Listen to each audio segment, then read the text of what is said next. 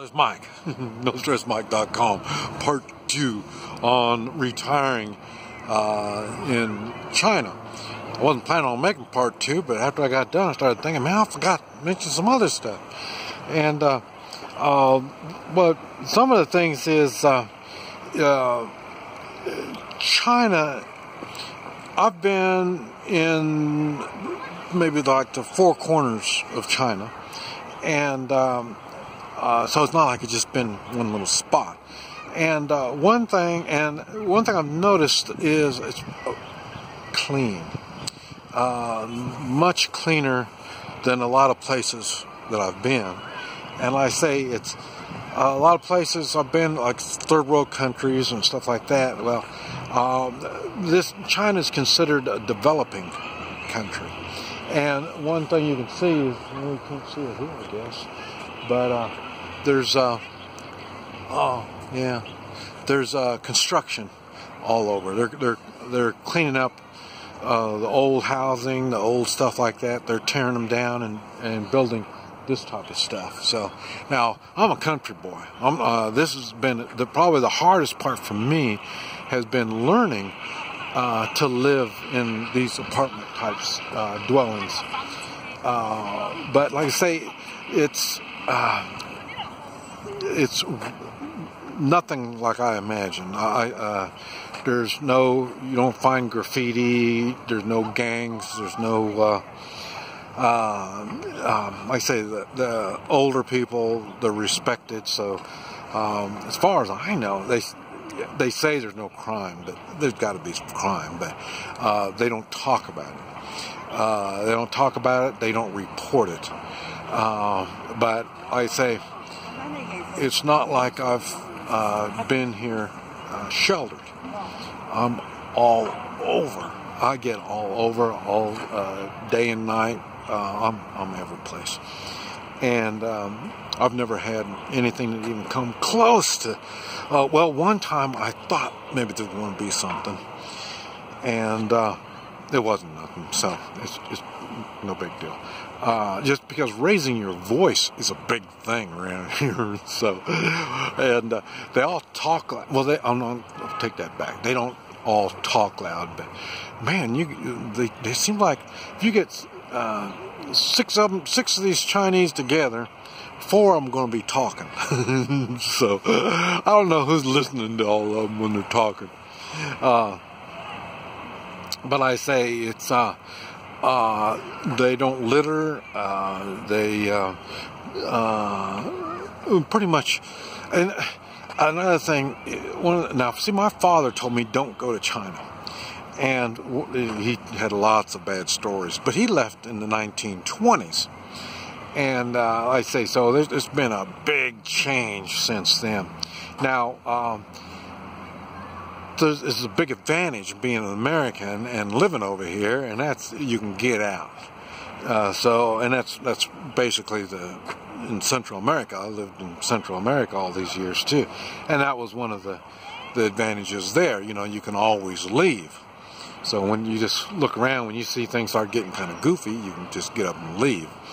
So that's a big plus. Now, like I say, driving. Now this is what I've kind of heard, and it makes sense. Is 65 is the oldest. I don't know if you can drive a 65 or you can't drive a 65, but there's a line right there. So that at first it kind of bothered me, but remember I drove that motorcycle. Golly, 60,000 miles from Panama to Canada. You know, so motorcycle to me is better than a car anyway. And so that's been no big deal to me. No car, well, hey, that's okay. But then they told me no motorcycle. I can't have a motorcycle. I said, can't have a motorcycle now. Forget it. I'm not going to be around here on that. But the more I was here, and then I found out, well, I can get electric. They got electric cars, electric motorcycles, and those you can have at any age. Well, maybe young ones can't do it, but the older people you can have. You see these old people driving these things. and you would think, man, that restricts you so much. But I'll tell you, I'm living in, like I say, a small community, 800,000, and I can get around anywhere in this community on my electric motor scooter, whatever you want to call it.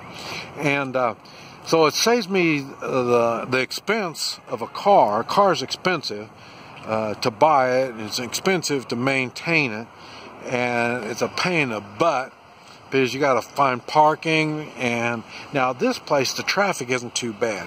When you start getting up to 3,000-4,000, maybe more than that, I mean, there's so much traffic, it's bad. So, and I don't even know, I know you get up to, I was in Chongqing, and it was like 30 million. And when you get up to that many people, the traffic was just terrible. And I don't even think they allowed electric motorcycles in that community. So that's another thing you need to look at is that you know, your way to getting around, transportation. Buses are real cheap, taxis are cheap, everything is cheap in the way of transportation. But like I say, the electric motorcycle is really nice when you can get out and get around. You drive on the sidewalks. I mean, you can drive them any place you can walk, except for stairs. But like I say, and now here in these smaller communities, I say 800,000. Traffic really moves slow. I mean, there's times when my electric motor scooter can go faster than the traffic is going. And then again, at the lights, all I got to do is just kind of use some sense, and I can, you know, I can just stop and look around there, no problem. I can go on. Cars really got to wait. So there's different things like in transportation that you'll be able to do it. I've made some videos talking about the electric cars. Don't expect anything fast, but like I say, they are to get you around. That's the main thing. And then once you start figuring out we're walking around, and you think, well, hey, you know, and you take, you know, you're walking what, 3-4 miles an hour, you know, and now you can go, I don't know, like 45 kilometers an hour. I don't know how fast that is, but you can go plenty fast on one of those things. Fast enough you can hurt yourself if you don't watch out. So getting around like that, they don't want you working, and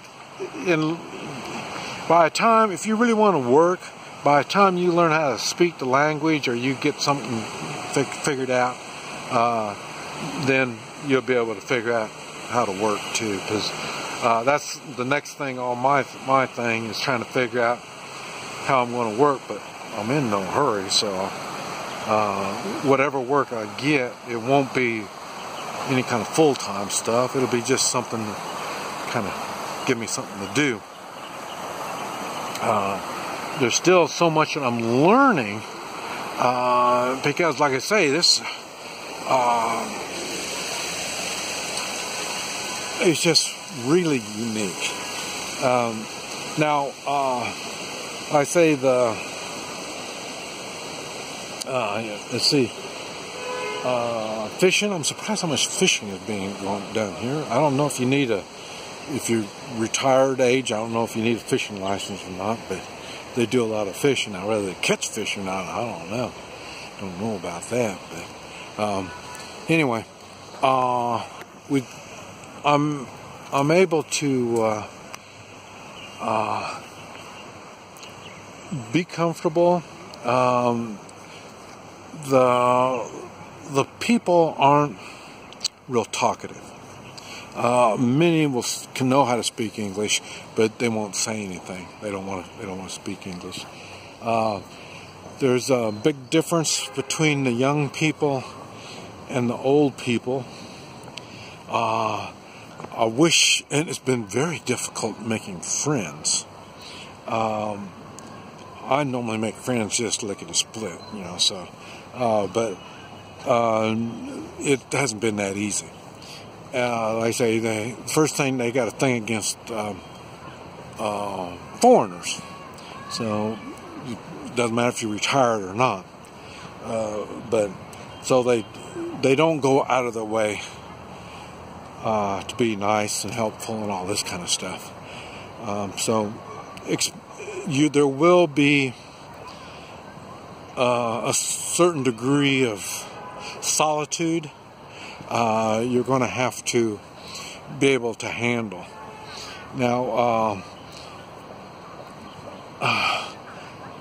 the good thing is if you smoke, they have no problem with smoking around here. Everybody can smoke. I think when I come back this next time, I'll probably bring some cigars with me. But